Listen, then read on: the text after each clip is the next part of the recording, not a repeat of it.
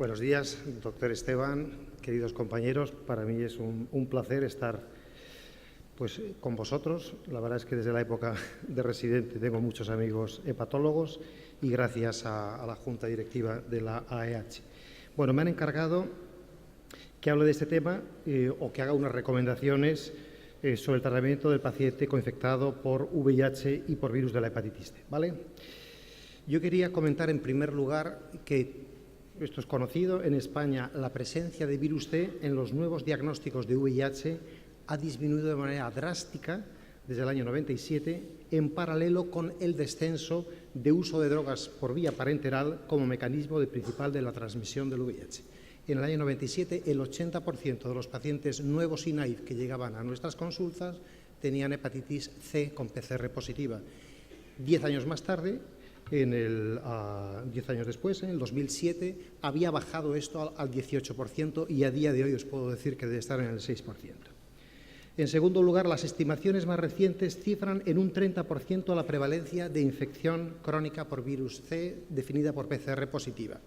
Deciros que esto hay que revisarlo porque esas estimaciones son de datos publicados en el año 2002 y que reflejan lo acontecido en el año 2010, luego es obligado. Esto hay que revisarlo porque el tema está por muchas razones. La incidencia es menor, muchos pacientes se han muerto, se han tratado muchos y esto hay que verlo de nuevo.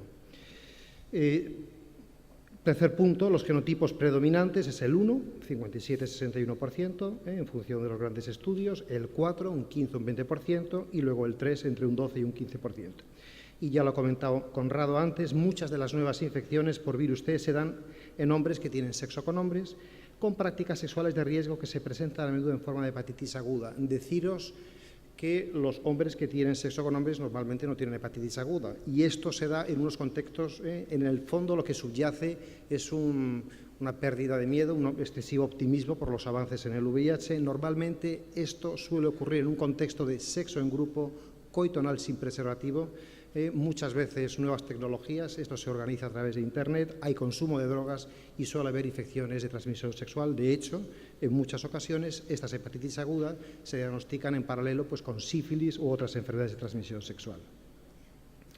Quería decir que en los pacientes coinfectados la fibrosis hepática progresa más rápidamente y existe más riesgo de evolución a cirrosis y de descompensación que en los monoinfectados por virus C, y que a esto contribuyen no solo la inmunopresión y el consumo de alcohol, sino probablemente también la acción directa del propio VIH.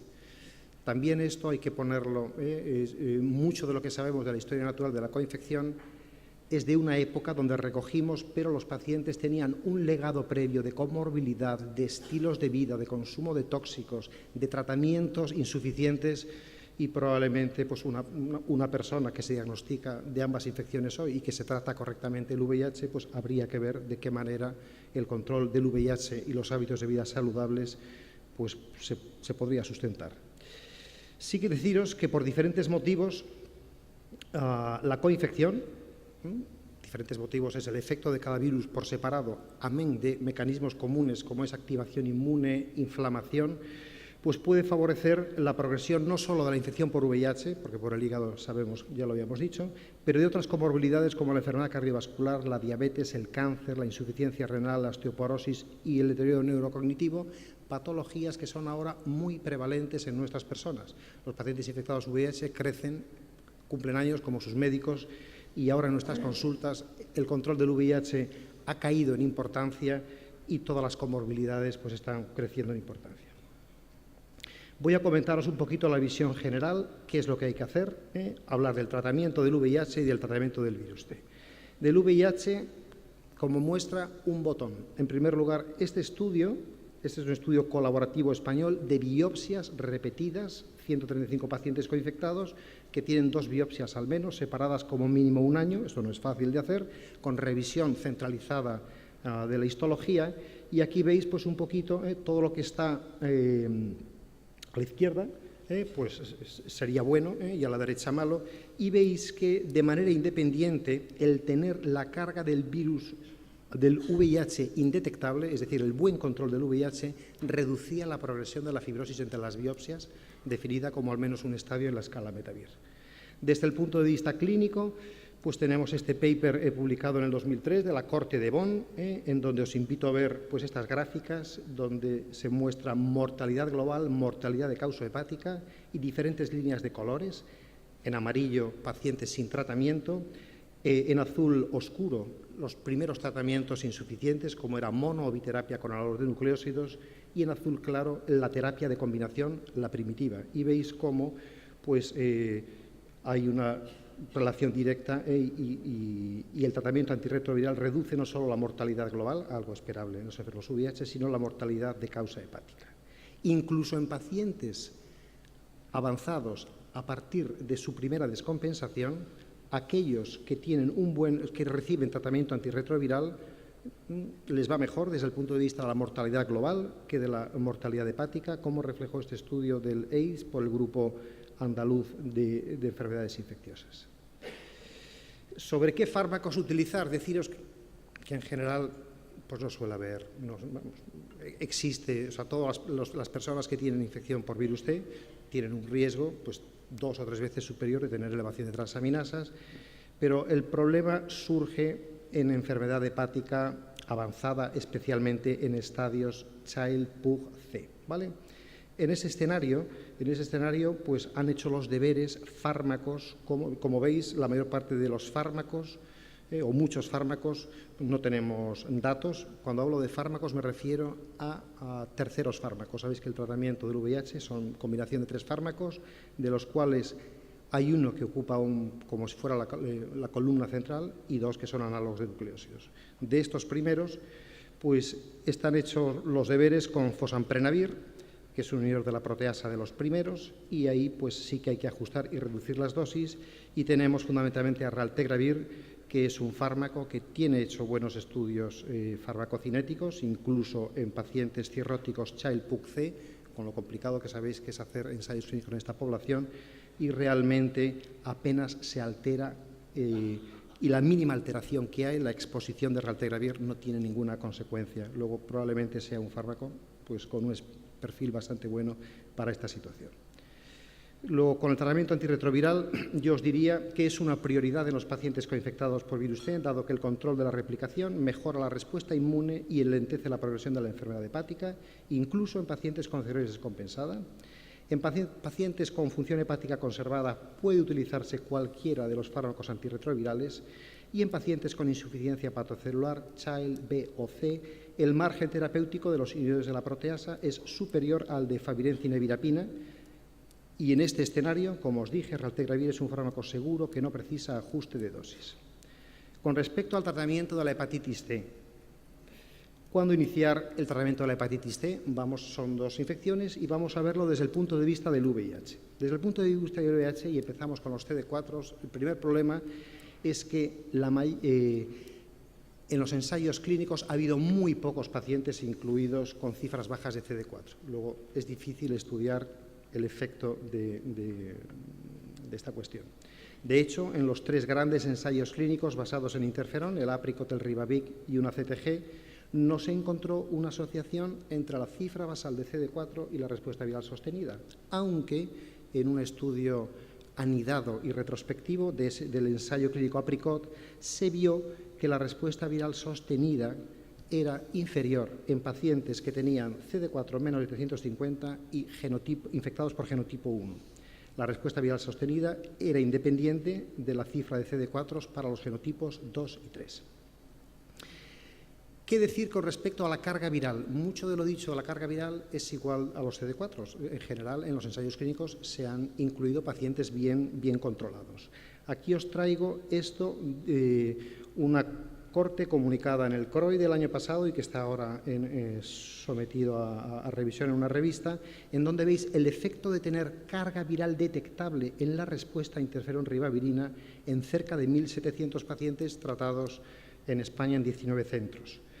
Aquí veis pues un poquito como grupo de control son pacientes que tienen tratamiento antirretroviral y carga de VIH indetectable. Eso es la categoría de referencia. Como veis, y empezamos por abajo, el no tener tratamiento antirretroviral y tener carga viral detectable, pues normalmente estos son pacientes que no tienen tratamiento antirretroviral porque tienen cifra de CD4 elevada y tienen carga viral detectable, porque no los estamos tratando, esos pacientes responden igual.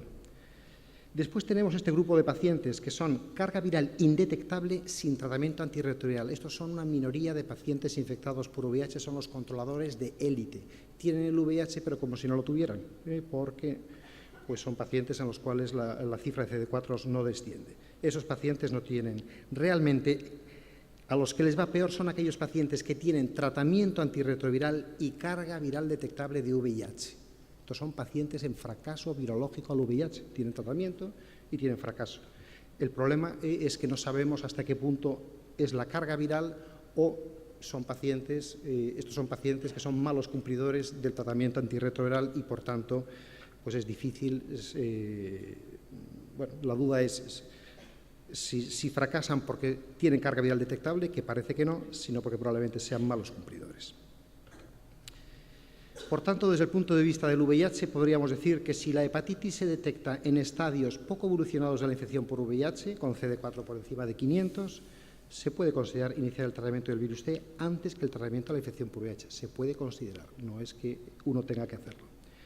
Pero, desde luego, se aconseja iniciar primero el tratamiento del VIH en aquellos pacientes con cifras de linfocitos T, CD4+, inferiores a 500. Veamos ahora cuándo iniciar desde el punto de vista de la hepatitis T. Desde el punto de vista de la hepatitis T sí que tenemos datos generados en nuestro país en la corte de GESIDA. Es una corte de pacientes tratados entre el 2000 y 2008. Los 3 primeros años la información retrospectiva, desde el 2003 en adelante prospectiva. Esto es una corte monitorizada. Bueno, pues ahí se vio que en la época y tras una mediana de seguimiento de 5 años, lograr respuesta viral sostenida reducía la mortalidad global, la mortalidad hepática y la mortalidad no relacionada ni con el hígado ni con el SIDA.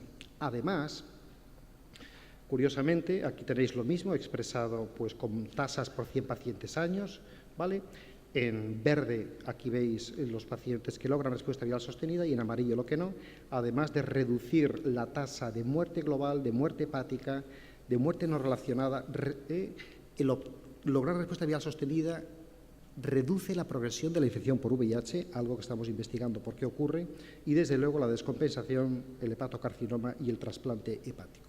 Luego los beneficios de tratar a los pacientes coinfectados desde el punto de vista de los desenlaces clínicos pues es manifiesto. Es más, este año hemos comunicado en esa misma corte que incluso en el grupo de pacientes que no tienen fibrosis avanzada, es decir, aquellos con pues, fibrosis nula, leve o fibrosis o F2, incluso en esos pacientes, con 600 pacientes, seguimiento medio de un año, aquí tenéis las tasas en gráfico y aquí los datos numéricos, pues incluso en ese grupo de pacientes, respuesta viral sostenida reduce al cabo de 5 años mortalidad hepática, progresión a SIDA, descompensación, lo que no reduce la incidencia de hepatocarcinoma porque les queda mucho trecho, pues, como bien sabréis, porque no parten de cirrosis. De hecho, en un análisis ajustado, la respuesta viral sostenida se asocia de manera significativa con una reducción del riesgo. Aquí pudimos demostrarlo, que para F2 desde luego, pero para el grupo de F1 y F2 probablemente no. No sabemos si esto es un problema, es un error, pues, un problema de tamaño muestral o de seguimiento, porque en el F0 y F1 sí que se obtienen mejorías en el FibroScan, en la fibrosis. Por tanto, desde el punto de vista de la hepatitis T, yo creo que debemos de plantearnos que se debe de considerar el tratamiento del virus T en todos los pacientes coinfectados por VIH. El tratamiento está indicado en pacientes con fibrosis significativa, F2 según Metavir, o el punto de corte que queramos, pues según el FibroScan, y de forma prioritaria en aquellos con fibrosis avanzada, fibrosis en puente o cirrosis, o con manifestaciones extrahepáticas graves. En los pacientes con fibrosis nula o leve se debe de individualizar la decisión terapéutica. ¿Qué pautas terapéuticas se recomiendan para el coinfectado? Bueno, si rebobinamos y vamos a la época del PEC-RIVA, lo que sí vemos, veis, son grandes ensayos clínicos y aquí veis genotipo 1-4 en rojo, genotipos 2 y 3 en verde, global y global en azul. Pues veis que en general las respuestas eran bastante pobres. Pero tenemos que considerar eso, que eran pacientes con, como os dije antes, con muchísimo legado comorbilidad del VIH, con bastante patología psiquiátrica, con unos tratamientos para el VIH que entonces eran complicados, difíciles de cumplir y que asociaban mucha toxicidad. No es, yo creo que raro, pues que obtuviéramos menor eficacia y, entre otras cosas, porque los efectos adversos y toxicidades graves eran más altas.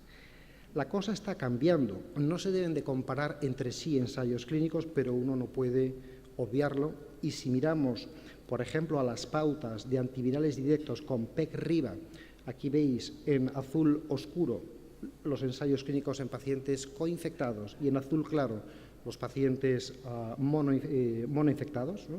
o VIH negativos, pues veis que tanto con telaprevir PEC-RIBA, con simepredil PEC-RIBA, con faldaprevir PEC-RIBA y con sosubir PEC-RIBA, pues las cosas parece que funcionan igual. La N en algunos de los estudios es pequeña. Incluso con las pautas libres de interferón, y aquí tenéis, pues, por ejemplo, cómo funciona la combinación de SOF-RIBA en los diferentes genotipos, 1, 2 y 3, el 3, 12 o 24 semanas, en VIH positivos, azul oscuro, VIH negativos, azul claro, y veis pues que realmente incluso en algunos estudios la proporción de pacientes con respuesta viral sostenida es superior en los pacientes VIH positivos, ¿vale? Tenemos incluso con nuevos antivirales directos, con nuevas combinaciones, como el régimen 3 triple de AVI, en donde nos acaban de comunicar por los resultados respuesta viral sostenida 12 semanas, con la pauta de 12 semanas, 93,5 y 90,6, 24 semanas, cosa que no se aleja mucho de lo descrito para los monoinfectados. Y bueno, por ejemplo, la combinación, el MK2, ¿no? con la combinación de MSD, pues en coinfectados naïfs en comparación con los monoinfectados, no cirróticos, pues veis unas respuestas virales sostenidas, 97, 94%, 90, 98. Bueno, como os dije antes, los estudios no se pueden comparar entre sí, pero esto desde luego pinta de manera muy distinta a lo que veíamos en la época del interferón ribavirina. Por tanto, yo creo que podríamos decir que en la era del tratamiento basado en PEC-RIBA, la eficacia y seguridad del tratamiento de la hepatitis C era inferior en coinfectados que en monoinfectados. En la era de los antivirales directos, la eficacia y seguridad de los diferentes regímenes terapéuticos basados en triple terapia con PEC-RIBA y en pautas basadas libres de interferón no son o no parecen ser diferentes entre ambas poblaciones, y que el tratamiento de los diferentes genotipos del virus T debe de ser el mismo para coinfectados por VIH y virus T que para monoinfectados por virus C. Sí que hay un tema importante, y es que los pacientes infectados por VIH tienen que recibir el tratamiento para la infección por VIH. Y aquí tenéis pues un listado, arriba diferentes fármacos para tratar la hepatitis C, del BOCE al DACLA, y eso en las columnas, y en las filas pues tenéis pues una serie de fármacos. Globalmente deciros que BOCE, TELA y SIME son fármacos que pueden ser, que yo creo que son tanto sustratos como inhibidores del CYP-A3, con lo cual es esperable y hay de hecho interacciones con algunos fármacos. Sofosbuvir realmente es un fármaco de demyelación renal que no tiene problemas. Globalmente yo creo que el mensaje es que es excepcional que un paciente infectado por VIH hoy no pueda recibir un tratamiento de la hepatitis C pues debido a las interacciones. Es excepcional. Siempre hay algún fármaco y de hecho, pues por ejemplo, no análogos como etravirina, relpivirina o los nuevos inhibidores de la integrasa, pues son fármacos que tienen muy poca interacción con todos los fármacos para tratar la hepatitis. Luego, la relevancia clínica de las interacciones medicamentos, yo creo que hay que resaltar que telaprevir, boceprevir y en menor medida simepredil presentan numerosas interacciones con los antirretrovirales que limitan su coadministración, que hay que ajustar la dosis de daclatasvir cuando se coadministra con inhibidores de la proteasa potenciados con ritonavir, hay que reducir la dosis, o el favirenz, hay que aumentar la dosis, que sofosbuvir no presenta interacciones significativas y que de todas maneras siempre es aconsejable revisar las fichas técnicas de los fármacos o las bases de datos especializadas. Y esto es todo. Muchas gracias.